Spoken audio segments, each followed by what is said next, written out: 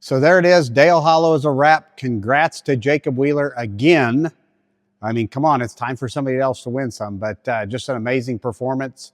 You know, Bobby and I were talking, we thought it'd be fun to just kind of give you guys a pre-game between Wesley and I. We're rooming with Wesley this year, and Wesley's a great guy to stay with and learn from and get his perspective. So that's what we did. We put together a kind of a pre-game and post-game, kind of what we thought beforehand and what we thought afterwards. So it's nothing fancy. It's just Wesley and I hanging around, kind of just comparing notes. I mean, that's what we do. You know, when you've got a group of friends that you can compare notes with and work and bounce ideas off of, you know, especially beforehand, and then as practice progresses of what's working, what's not. That's just kind of what Wesley and I put together. Bobby and I thought it'd be fun, so I hope you enjoy, and we'll see you at Eufaula. Unfortunately, neither one of us were in the final day, so we're going to have to get our pre-games better for the next event, but be sure to tune in, and Eufaula's up next. That's good. Okay, so the first question... Are you going to be asking questions while we're doing this, or are we just going to... I will ask questions if you guys get cut. Action. Here, let's wing it, okay? Yeah, Action. Just wing it. Yeah, just wing it. But I was going to start with, what is your prediction on this event, how it's going to be won, or what the top techniques are going to be? Cut. So, there we go. Here we are. Yes. Dale Hollow Lake, Tennessee. I'm an hour and a half from here, and you're what, 900 hours. A long ways from everywhere. He's Kansas miles away. That's where he's at. Exactly. So what we got going on here this week is I've fished here quite a bit, and there's things going on that I've never seen go on here. There's some kind of funky stuff in the water that just gets on your line. Don't know how to describe it. That's new, huh? That's new. I've never seen that here before. Perfect. But we're here for the Bass Pro Tour. I thought it was a Tennessee, Eastern or Central Tennessee special. No, thing. It's just something I've never seen. What's going on your line? The eclipse. That's what it was. It was the eclipse slime. The eclipse has caused all eclipse this. slime. But we are going to make some predictions here. What I think's going to work. What you think's going to work. Yes, what I know what's not going to work. What's not going to work. So, yes. You know, it's fishing pretty tough. Well, I'm glad to know that. I agree. It's fishing a lot tougher than it normally does. Not like you were thinking. So we're kind of in here in one of those funky times of year where the fish are wanting to spawn. I think some have came to the bank and they're not spawning. They've kind of back off. It's had a lot of pressure on the lake. Not other than normal, but they're in that little bit of a funk. They're wanting to be on the bank. The water's come up about 2 feet in the last week or so, and I think the next moon, we've had the eclipse going on. I don't know what that's going to do to them. We're behind the eclipse now, so we've been practicing pre-eclipse. Now we're post-eclipse. Exactly. So maybe that's going to get them into, maybe they charged their crystals. Their brain crystals are charged, and they're going to start biting. They are recharged. So I agree. For me, in practice, it's been more of a finessier type bite. I'm just throwing a little old, I've went full spinning rod. You are a official scoper now. Yes, I'm scoping minnow thing. But I don't think scoping entirely is going to do good in this term. I think there's going to be guys that do good that don't scope. Yep. There's going to be guys that do good scoping. But I think the scoping thing is going to go away. Just like they're ready to go to the bank. Mm-hmm. And the only thing that's going to save it is if those smallmouth hold off, or if the smallmouth start to bite. Mm-hmm. The smallmouth have not been biting very well. It's mostly been largemouth, and this lake is notorious for the amount of smallmouth it has in it. So I think it's going to be one of those deals where later on in the tournament, we're going to have rain the first couple of days or 3 days, and then it's going to bust out sunshine and typical all the weather. Have a tournament and it rains. The weather changes. It gets cold and turkeys gobble like crazy exactly. here. So that's what I think is going to happen. It hasn't been a horrible practice for me.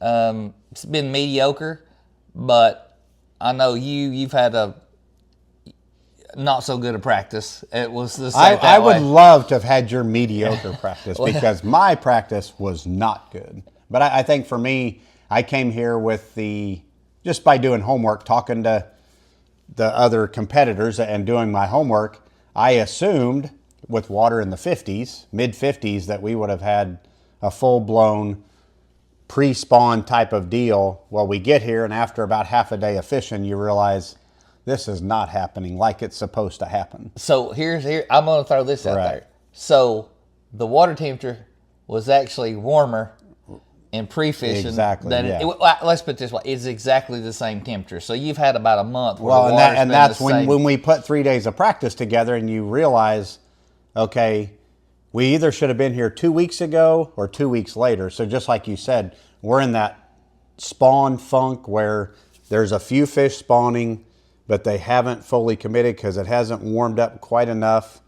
And it's just, we're in a weird time. So I like I said, I thought it was going to be a really good, just pick up a crankbait, go fishing, maybe even the old chatterbait. But, for me in practice, I mean, I told you, but I mean, a couple fish on a chatterbait, a couple fish cranking. And believe it or not, I couldn't get the scoping thing to work well. But my practice, I was so desperate, I broke out the evil word, the C word, the Carolina rig. Oh, the old, I'd rather quit fishing than But throw it reminded me in fishing, when it gets to that weird time when they're just not eating a lot of things, that's when if I should have adjusted sooner in practice, and I think I would have had a better practice, to just get that old ball and chain out and drag it around, because there is something to be said about it.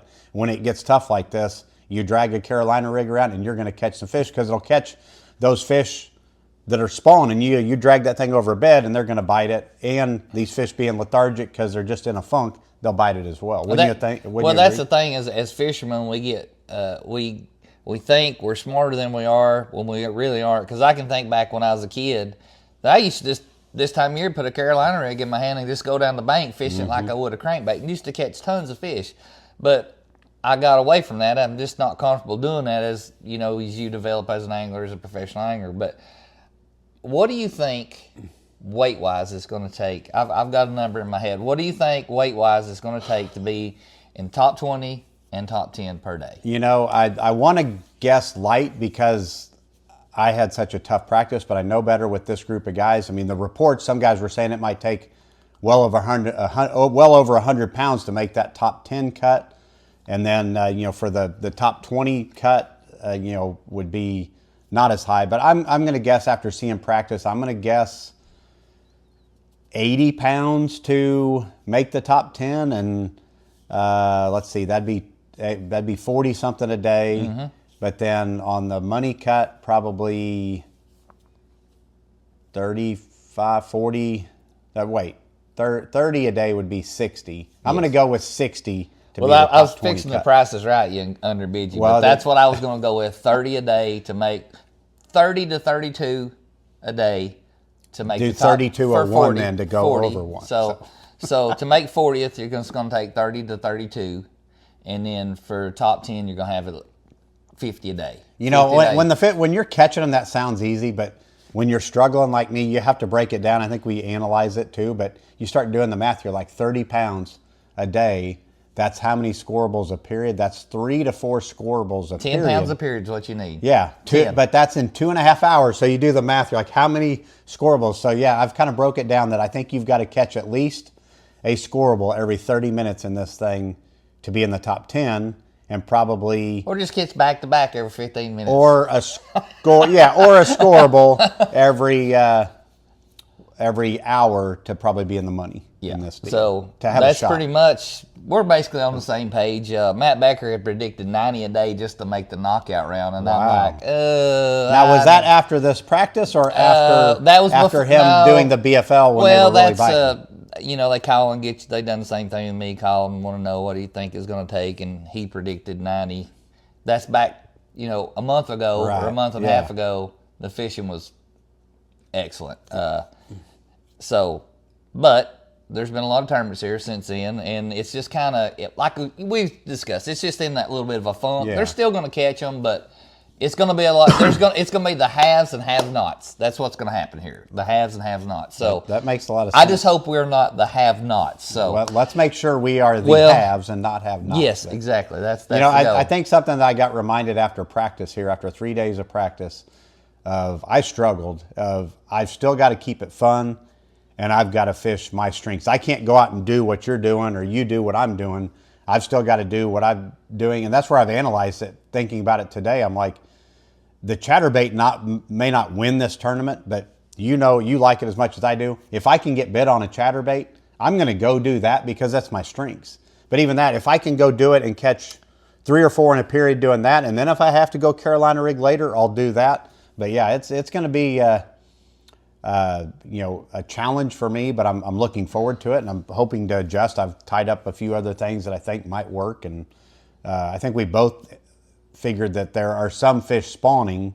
There's more coming every day, but right, there's a few up there, but not.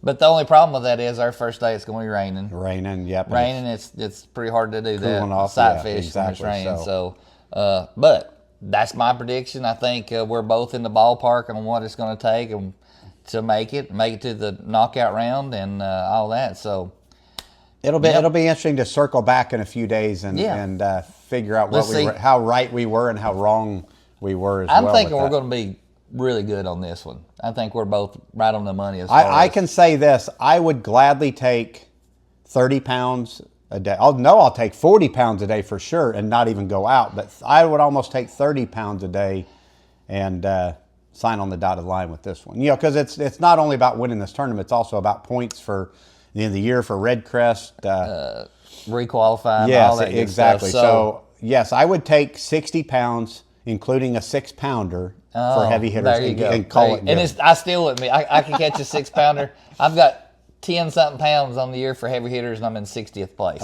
So that you need a 7 or 8 pounder. A 6 would be great, but you got to do some. I'm 3 pounds out. We are in the home of the 11-pounder. Oh, so for almost smallmouth, a 12, 11, 14. 11, 14, yes. So 11. How about a 12-pound smallmouth would be good? I don't know about a 12-pound smallmouth, but I've actually seen some largemouth here that would push 10 to 11 pounds. So that would be all right. But those are far. There are trout in here, and they're trout eaters. So there are some big largemouth. Does that mean I need to break out the big trout glide bait? Big Huddleston about that long. That might do it. You might catch a muskie too. Really? Maybe that's what I've been seeing on the scope that I've been excited.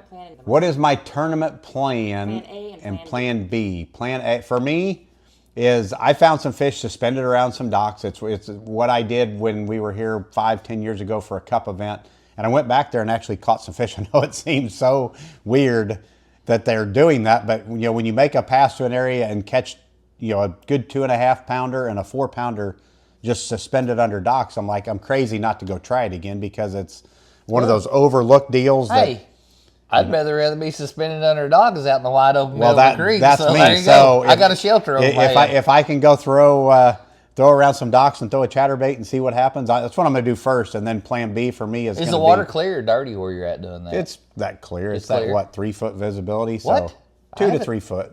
So, I mean, it's 3 foot? Yeah, but plan B is go throw the Carolina rig. I might mix it up a little bit. I got the old school wiggle work tied on because I know it'll catch a few. And and then I've got my scope and stuff tied on. But it just the Carolina rig, I'm going to Carolina rig. If I see one on the scope, I'll have to throw at it. But that's my plan. You know, unless my plan A is to take those that sunline 10-pound sunline braid with some 8-pound sunline braid and those power rods and those loose spinning reels, and I'm gonna go scoping for about the first 2 hours of the morning. Seems like the first 2 hours is better than the rest of the day, and then I'm just going to kind of lay with that. And if it doesn't go the way I think it's going to go, then yesterday I got on a little bit of a jig bite, and I may run to the river and throw a jig around a little bit. Go throw it. Interesting. Now, I may do the old Bill Taylor.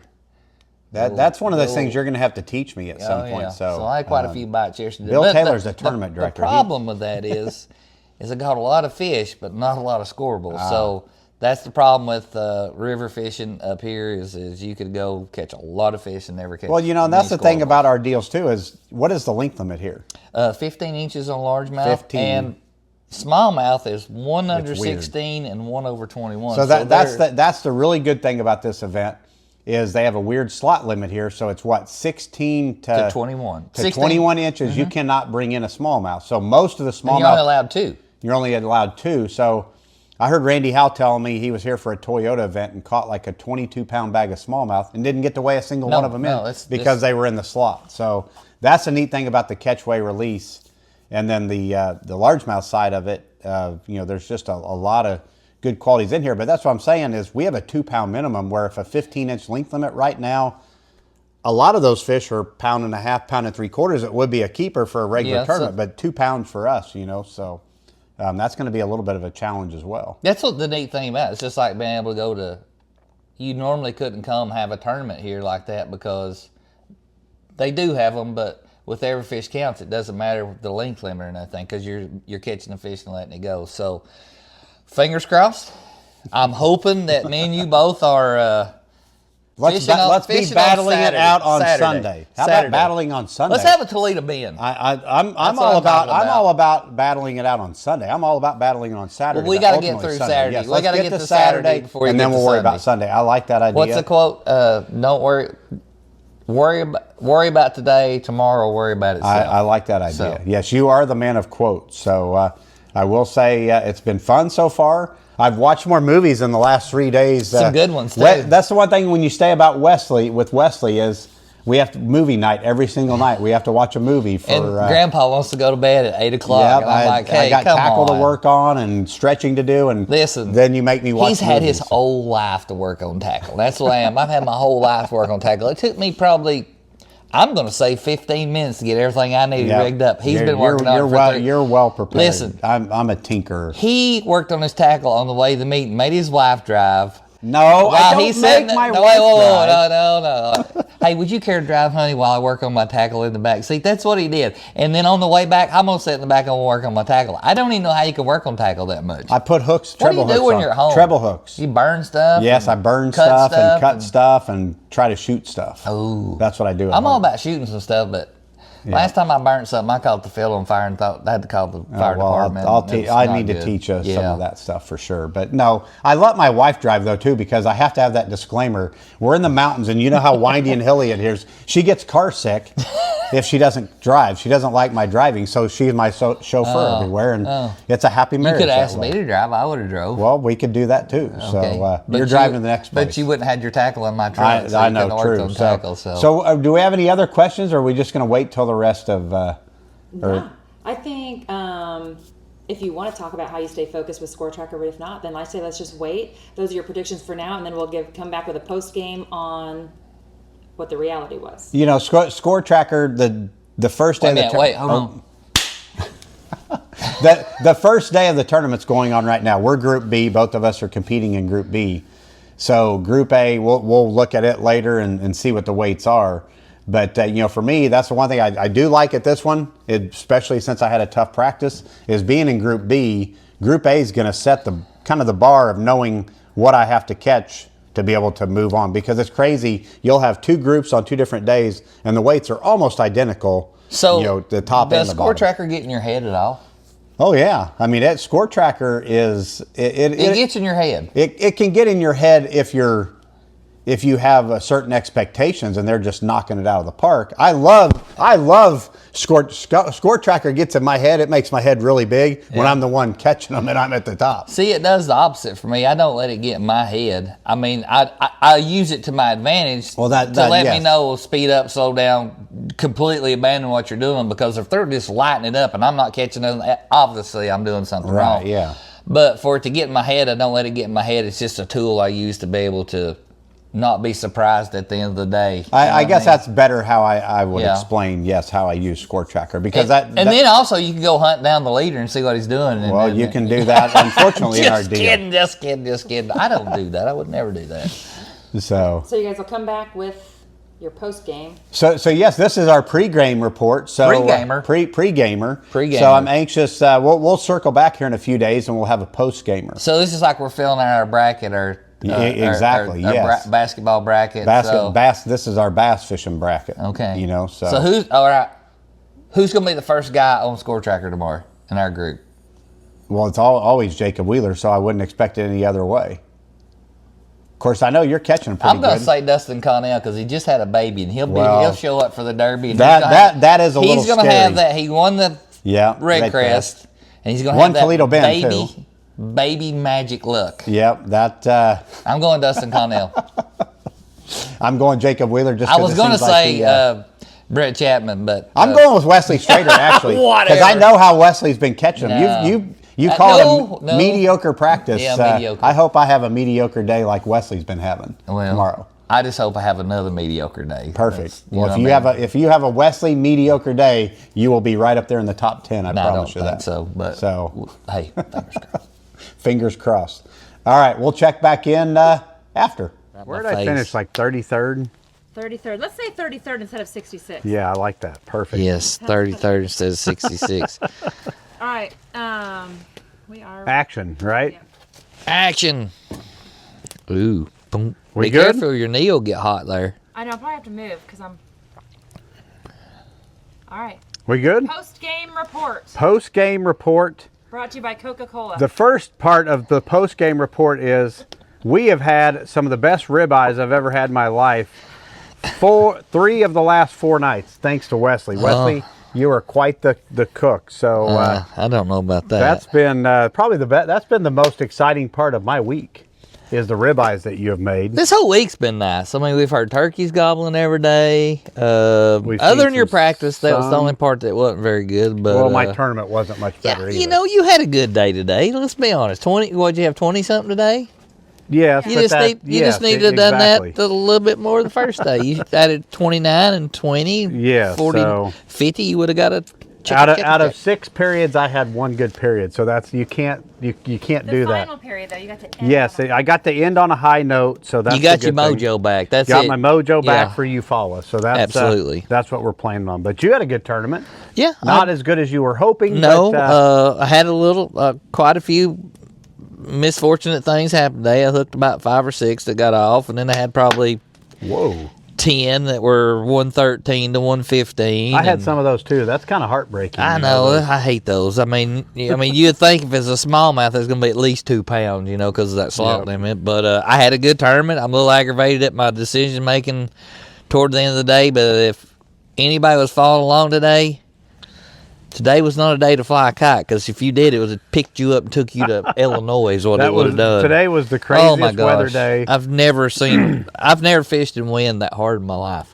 Other than you put me out on the dock. It was blowing that hard. Yeah, you put me out on the dock at Center Hill yesterday. We on our day off, we went to Center Hill yesterday to have some fun. And we had fun. We had laughs, but we had a storm come through yesterday, and it took me 3 tries just to drop him off on the dock. It was so windy. Yeah, I almost went in the lake. But so looking at practice and then looking at the tournament, I know for me, I'm looking back and I think I was fishing behind these fish. I think these fish are more. I think more of these fish are spawning than we realized. Wouldn't you agree? I think so. I think the smallmouth especially were spawning way more than we thought. I figured they was. It's just you couldn't see them. They don't really make.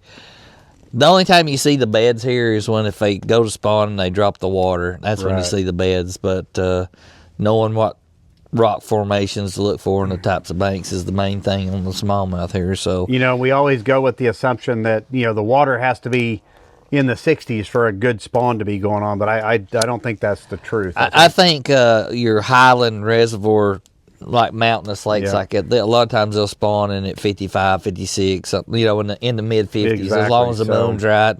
Plus, we had an eclipse this week. I think that's what I'm blaming my week. Yeah, I think the eclipse had a little bit to do with things. But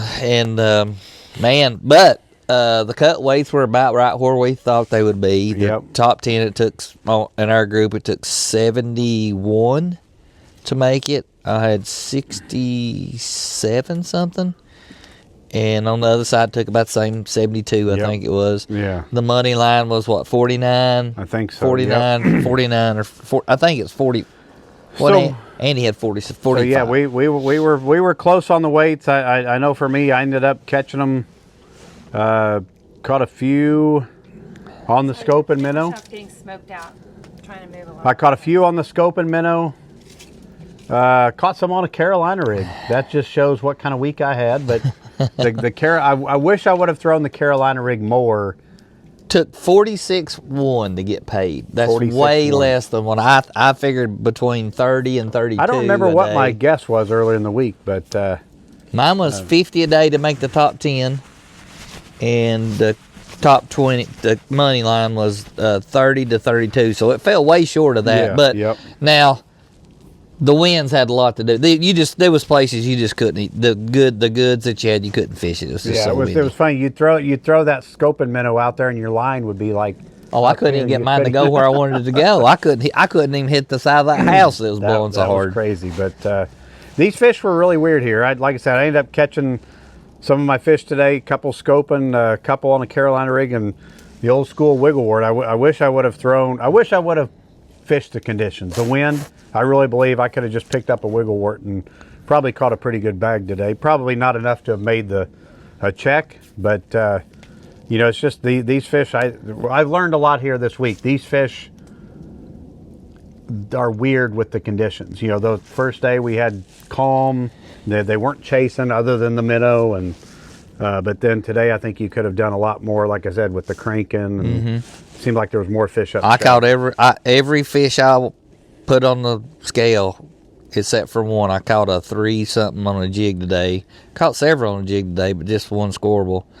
Mine come on a 3/16 jig head and a little super fluke type scoping bait, a fluke type bait. There you go. On a jig head. You are an official scoper now. Dude, I put a lot of time in it this winter. And I know I was getting tired of getting my brains drilled out. So until we go somewhere where you can't. So we fished 3 events and you scoped 2 of them. How about that? Yes. Toledo Bend. Toledo Bend and here. And I tell you right now, it's gotten so bad that I picked the bait caster up today and I felt so weird. I was like, what am I doing? What is this mechanical thing that's in my hand? So well, the neat thing is we've got the next event is BPT event number 4. Yes, at Eufaula, Oklahoma. Not Alabama. So, not Alabama. Eufaula, Oklahoma. It's a place where I made my first Redman All-American. I've never made a Redman All-American. And you or a BFL All-American. You've never seen water that can get as muddy as Eufaula, Oklahoma. Really? Yep. So they got a mixer up there? They do have that up there. So that'll be a good one. I guarantee you the weights won't be as high there as they were here. Oh, who knows? So, but we'll have to figure that one out. Drew Gill will probably have 400 pounds. Maybe so. Marshall. Yep. All them scopers will be. If that's the case, that'll be interesting. But Dale Hollow is fun. I hope I get to come back here at some time and redeem myself. But oh, you will. I think we had a good one though. So yeah, it was a good week. And we've had some good fires to enjoy as well. Yes, the pyro. Look how beautiful it is today. Brent Pyromaniac Chapman.